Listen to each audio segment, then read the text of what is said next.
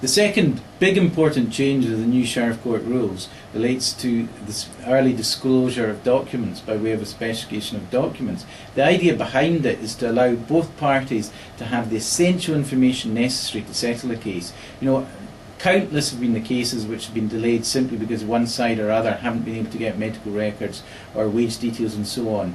When, under the new rules, when you prepare an initial writ, you can also prepare a specification of documents. That's in style PI2 if you have a copy of the Actus Adherent, and what you can seek is a copy of the medical records, appropriate risk assessments, accident reports, and also wage details. Now that specification can be lodged along with the initial writ, and when the initial writ is warranted, you will also have a warrant to serve the specification. That specification can therefore be served on the havers at the same time that the initial writ is served on the defender. This will allow the pursuer to get the documents necessary in order to value the case in an early case, and also to give fair notice of the substantive position, certainly on quantum.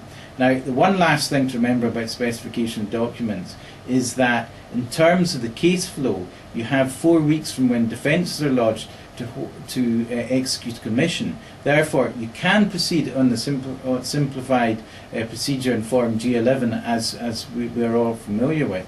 But if you do require a commission, you have to have that executed within 4 weeks. My tip is, if you are seeking a commission, think about it earlier rather than later. And when you lodge your motion for a commission, you also lodge a motion for variation of the timetable to allow you more than 4 weeks to execute on the commission. The last thing you want is to have the power to obtain the documents and then fail to obtain the documents because you do nothing after the G11 has failed to persuade the havers to produce the documents to you.